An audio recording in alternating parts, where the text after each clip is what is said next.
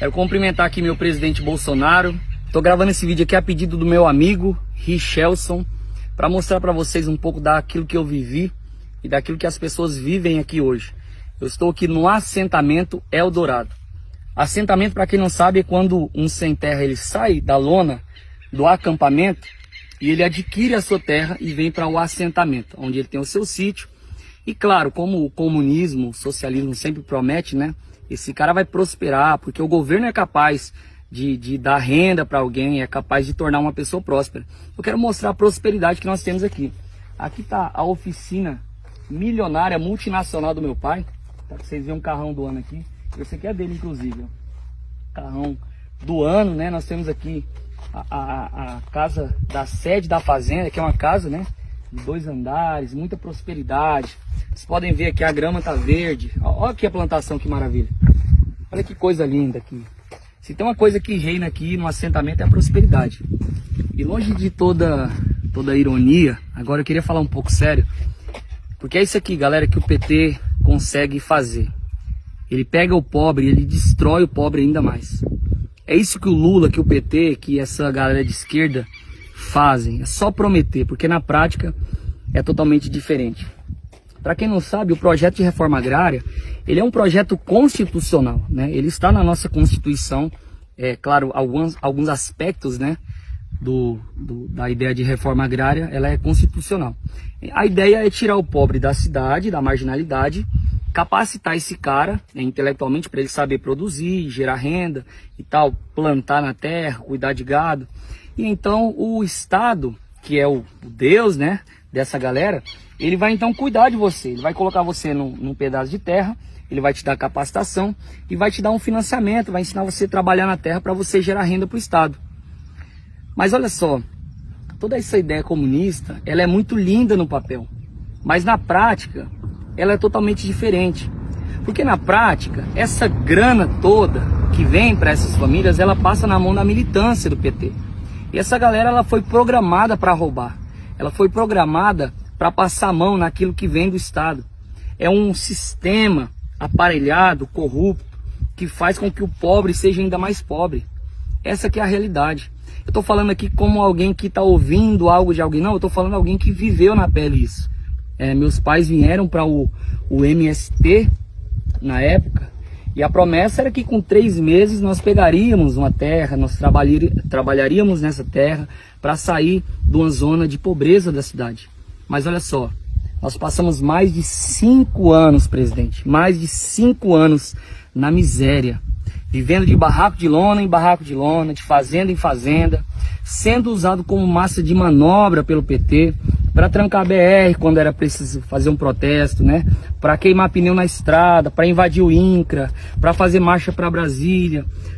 A minha família, o que eles gostam de chamar no movimento de leigos, né? Pessoas que não têm estudo, pessoas que não têm ciência, um conceito político, pelo menos para sobreviver no nosso país tão politizado. Essa galera é usada como massa de manobra. Eles usam não somente o voto. E olha só, eu não estou falando aqui de uma ou de 2 famílias. Eu estou falando aqui de centenas de milhares. Só nesse assentamento, no geral, nós devemos ter o quê? Média de 10 mil famílias. Se você colocar no Brasil, nós temos milhares, milhões de pessoas envolvidas nesse processo desses movimentos de MST. As pessoas não têm dimensão do que é isso, sendo usado como militância política.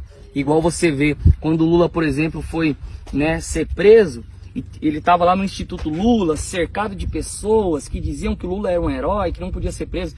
Aquilo lá é galera pobre, que foi tirada da cidade, que você entrega lá um pão com mortandela e compra a militância dela porque elas são apaixonadas por um movimento que você cria uma paixão doentia. E como que surge essa paixão doentia pelo movimento? Deixa eu contar para você. Quando eu era criança, que eu entrei nesse movimento com os meus pais, indo para a adolescência, nós íamos 1 a 2 vezes ao ano em alguns ônibus. Nós entrávamos dentro de algumas fazendas escondidas no meio do nada.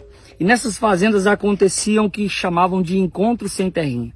E no encontro sem terrinha, eu, Pedro Pôncio, era instruído a idolatrar caras como Ernesto Guevara, ou seja, Che Guevara, né? A gente ganhava uma boininha e você cantava a música do movimento com a mão no peito, assim, com aquele orgulho, com com aquele patriotismo, né, pelo movimento, com vontade de morrer pelo movimento. Vem, teçamos a nossa liberdade, braços fortes que rasgam o chão. Sobre a sombra da nossa valentia, despertemos a nossa rebeldia. É isso que o movimento pregava, ensinava a gente a ser rebelde, ensinava as crianças a ser anarquista. Eles fazem isso com as crianças até hoje. Sabe, eles ensinam as pessoas a fazer o que elas estão fazendo hoje, politicamente, mijando na fotografia do presidente, enfiando um crucifixo, vou nem falar aqui, né, no buraco do olho, para quem lê entenda, né, no buraco do olho. Essa militância toda hoje eram meus amigos. Essa galera que está aí fazendo arruaça, vandalizando o nosso país, eram crianças como eu, adolescentes como eu, que foram doutrinadas por essa corja de bandidos. Então é isso, essa é a prosperidade que o PT tem para nós. Essa é a prosperidade que a esquerda tem para nós. Eles prometem, né? Deixa eu falar para vocês aqui. Eles vendem um discurso muito bom a favor do negro, a favor do pobre, a favor da mulher, a favor do esquecido, do abandonado, mas na verdade é só discurso, cara. Isso é pós-verdade. Eles não têm interesse nenhum em ajudar o pobre. Eu sou a prova disso. Eu não estou falando de algo que eu ouvi, eu estou te falando de algo que eu vivi na prática. E Deus teve tanta misericórdia de mim, o cristianismo, Cristo não deixou eu ser levado por esses ventos de doutrina, né? Ser levado por essas falsas religiões como a esquerda no Brasil. E eu tenho hoje consciência política porque o fenômeno da internet ajudou a gente a conhecer, né? Quando você sai do aquário, você consegue entender como está a situação ali. Alguém disse que se você quer conhecer o mar, a última pessoa para quem você deve perguntar é para o peixe. E é por isso que quando eu saí desse aquário, eu consegui enxergar politicamente o que é que estava acontecendo aqui e eu poder hoje ter essa consciência política e perceber toda a desgraça que o PT causou na minha família, nos meus vizinhos, dos meus amigos que moram aqui nesse assentamento.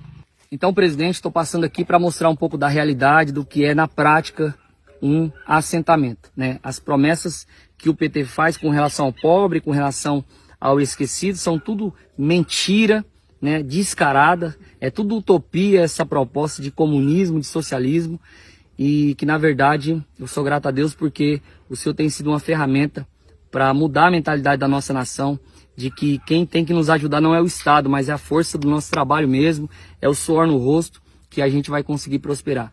Deus abençoe. Uai, seu app de vídeos curtos.